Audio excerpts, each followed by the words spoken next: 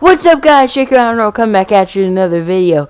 And today we are back, and we're doing the final 2022 mock draft of the year today on the channel. Hope you guys having a good day. Let's hop into this video. I'm psyched. The draft's tonight. It's draft day. But my prospects ranking video is in doubt of releasing. Which is a bit unfortunate, but let's hop into the mock draft. At number 1 overall, it's been swirling around recently. About a week or so ago, the rumors have been Travon Walker to go number 1 overall. It's been Hutchinson for a few months, and then Travon Walker came out of nowhere, and the Jags seem to really like him, and they're the team that has the number 1 overall pick, so Travon Walker goes number 1 overall. And then at number 2, the Lions are psyched that Aiden Hutchinson they're ecstatic. Keeping the Michigan guy in state to play for the Lions, who won the high motor guys. It's a great thing there for the Lions. The Texans GM Nick Caserio said that the Texans have a 99% chance of taking this pick at number 3. So they're not trading down. They clearly like someone. And I think it's going to be Ikem Ekwonu here at number 3. I really do. Get another tackle alongside him. I could also see Sauce for sure going this high. Thibodeaux probably should be going here, but Ikem Ekwonu, I think he's who the Texans are ultimately going to decide on here at number 3. And I don't hate it at all whatsoever. The Jets at 4. I've been going back and forward with this. Is it Thibodeaux? Is it Sauce? And it ultimately comes down to which position do you need more. And I personally think the Jets need the corner more. So I'm going to go Sauce Gardner. He is so unbelievable. Like, he is so good, and man, you do not move a muscle. Like, if he's going to guard you, he will shut down the league for many years to come. At number 5, the Giants have been linked to him, and I'm going to take Charles Cross for him. He's my offensive tackle 1. I didn't make a video on O-lineman because I knew it was going to get slander. But I personally think Charles Cross is a fantastic player. Say what you want about his run blocking. His pass protecting is so unbelievable that he is my offensive tackle 1. And the Giants have been linked to him. I'm going to give him to the Giants there at number 5. The Panthers have said that they're not taking a quarterback this draft. And with Evan Neal still on the board, they desperately need some offensive line. Get a guy who can play left tackle or right tackle. Probably will play left tackle for you when you have Taylor Moton on the other side. It will be a fantastic tackle duo to give Sam Donald, Baker Mayfield, who's ever back there next season, some time to throw the football. And at 7, this is where things get interesting for the Giants here. This mock draft is with trades. I didn't trade it. I'm thinking about trading here. I'm not sure, though. I think the Giants should stay, though. Kayvon Thibodeaux on the board. He's one of the best players. He's my second best player in the draft. And I think the Giants are the second best player at 7. They're ecstatic. Kayvon Thibodeaux, Charles Cross will be going at it in training camp. It'll be great to see. And now the Falcons at 8. I'm going to go with Jermaine Johnson here. I think this guy's a fantastic player. I just don't think a receiver. I think the Falcons should take a receiver, but I don't think they're going to. I think they're going to go defense here. Get Jermaine Johnson. They didn't have a guy who could rush the quarterback, like, hardly at all last season. Jermaine Johnson's probably a top 10 player in the draft for me. Falcons take him at 8. The Seattle Seahawks at 9. I don't know when I'm going to make my first trade. I haven't decided yet. There might not even be that many. But at 9, I think the Seahawks are going to go with Stingley here. You get a DB who's, if he wants to, he can be the best corner in the league in a few years. He could have gone top 5. He would have been a top 5 lock if he had freshman seasons all 3 years at LSU. Injury and non-effortless seasons have placed him at number 9 here. But I still think Stingley's a pretty good player. The Seahawks snag him at 9. Jets at 10. All the receivers are still here, and I think the Jets are ecstatic about it. They desperately need a receiver, and I think they're going to take the best one in the draft in Garrett Wilson out of Ohio State. The receiving core is almost there. The Jets' receiving core is not that far off. I think that would be a fantastic pick up there for the Jets. Washington at 11. I think this is going to be another receiver. I think this one's going to be Drake London. Getting another receiver to go alongside Terry McLaurin. He could potentially be leaving soon in contract dispute, but I think that's a great pick there for the Commanders. That's a football team. I always say that, and I never realize that I do. The Vikings at 12. You got to get a corner here, and I think it's going to be McDuffie. I think Trent McDuffie is a phenomenal player. Is really safe. He's always in position, and he's a high-effort guy as well. Trent McDuffie is going to be great because of those traits. I think this is where we might see our first trade. A lot of people haven't been saying this, but I think this is a spot where the Steelers trade up for a quarterback.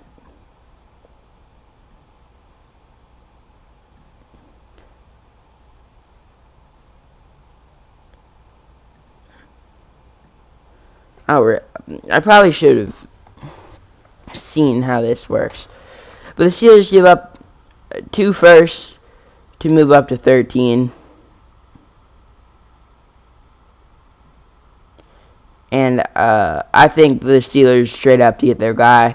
And that's going to be Malik Willis out of Liberty. Steelers have been linked to this guy. The Texans move back a few spots, get a first-round pick next year to further build the team. They're not ready yet. And I think Malik Willis is a fantastic pickup there for the Steelers, who are in need of their new franchise quarterback. The Ravens at 14. I'm not quite so sure what the Ravens are going to do here, but I think it's either going to be Jordan Davis or Trevor Penning. And when you watch Trevor Penning, he bullies the other team. He is so dominant. He may be on Northern Iowa. This guy just blocks people into the other room. He's a mauler. After he finishes his blocks, he just shoves them to the ground. Very ferocious guy there.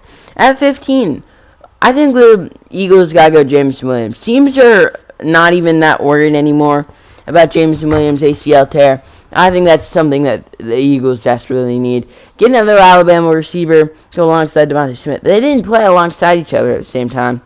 I think Jameson Williams is a great route runner, has great ball tracking, and I think it's a great pick. Kyle Hamilton's still on the board this late is stunning, but that's the way the draft goes sometimes. At 16, we got the New Orleans Saints. I want to take a quarterback, but I just don't know if they're going to do it.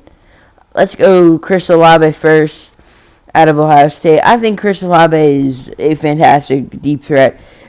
Great route runner. Jameson Williams and Chris Olave are very, very similar. I think Jameson Williams is a little bit better, but Chris Olave goes 16 to the Saints. Chargers at 17. I think you get Zion Johnson here. Has been rising up draft boards a little bit after his Senior Bowl performance, where a high-effort guy, big, physical, wants to come in. And I think he will help fix up the pass protection for Justin Herbert. At 18, the Eagles, this is where the stop of Kyle Hamilton is, I think. He's so unbelievable. He should not be going this late. I know some guys aren't too high on him. I'm still, pretty high on him because I think he can do a lot of different things for you that the Eagles could use in their secondary. Now, the Saints, I don't know, man. With the quarterback, Kenny Pickett, still being here, I just think the Saints have to do it. Give me Kenny Pickett to the Saints at 19. Kenny Pickett is my QB1, personally. I think he's the safest quarterback in the draft. The Saints are very happy to get him. 20. I think this is where the stop of Jordan Davis is. His fall, he should probably be going a little bit higher than this, but he fell a little bit. I think the Texans get him and are ecstatic to get this great of a player. You get him and Roy Lopez, who was pretty good last season. They had someone else. I think Jonathan Grenard. The Texans are slowly building a pretty good D-line. Patriots, this has got to be a corner for me. After losing J.C. Jackson, Patriots desperately need a cornerback. And Kaiir Elam has been rising up draft boards as of recently. I think the Patriots are very happy to get Kaiir Elam at 21. Packers at 22. I think it's got to be Burks, I think. With Treylon Burks still being on the board, I don't think you can pass up if you're the Packers. You trade Devontae Adams, you desperately need another receiver, and I think Treylon Burks is that. At 23, we got the Arizona Cardinals. I think this is where Karlaftis goes. I've seen a lot of mock drafts with this. If I were a Cardinals fan, I would not like that. I don't think George Karlaftis is that good. Like he just looks like a decent player at best to me. A lot of guys are high on him. I'm not too high on him. But if you're a Cardinals fan, you're probably just bored out of your mind. You've seen this so many times. And you would probably be bored out of your mind watching this guy as well. So, yeah, I'm sorry to rip on George Karlaftis there. I just see a decent player there. But this is predicting where the guys will go. At 24, this is very easy. Oh, no, okay, good. I thought I just took Kobe Dean on accident. I meant to take Kenyon Green there. The Cowboys' offensive line has been decimated recently. You've lost Travis Frederick, La'el Collins, Connor Williams. You're going to need to replace those guys. And Kenyon Green, in my opinion, is a phenomenal player. I watched him against Alabama, and he was handling Will Anderson at tackle. And this guy's a guard. He's unbelievable. At 25, the Bills. This is a corner for me, and with Booth still here, I think you got to take Andrew Booth. I think Andrew Booth's also a very good player in man coverage. He's pretty good ball hawking skills. Sometimes I don't think he's as great against the run, but he's a cornerback. He doesn't have to be. 26, the Titans. This is where things get interesting. I think they need a linebacker, though. Devin Lloyd still being there. I know a lot of people have this guy as their top linebacker. I saw Nakobe Dean.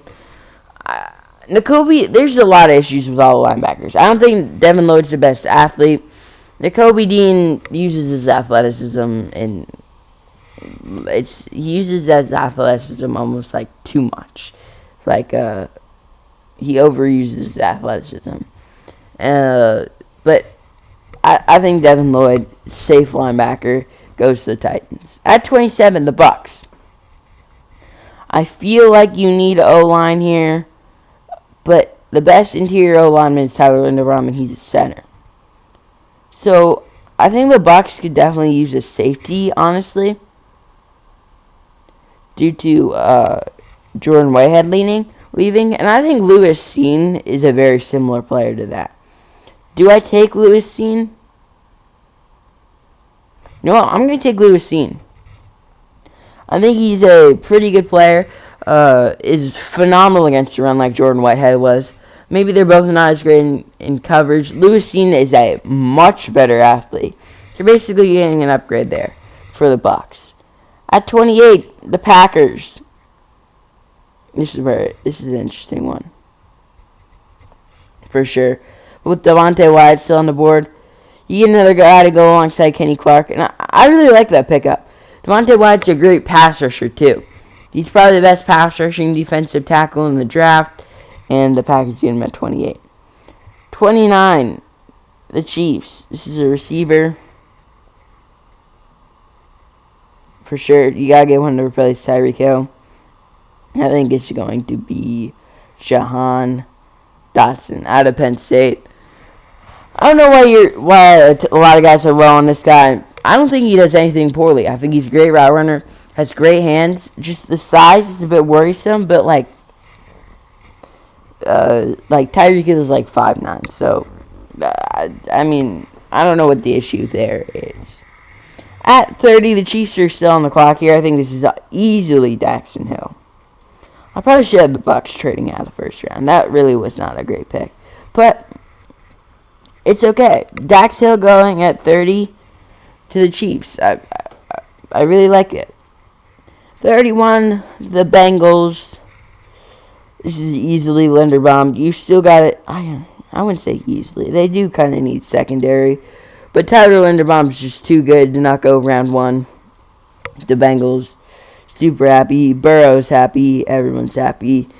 And now at the back end of the first round, I'm going to go with a stunner pick. They have been tied to him as of late. I'm going to have Sam Howell going at the back end of the first round to the Lions. That is my final 2022 NFL mock draft. Drafts tonight. Hope you guys enjoy, and I will see you guys in the next video.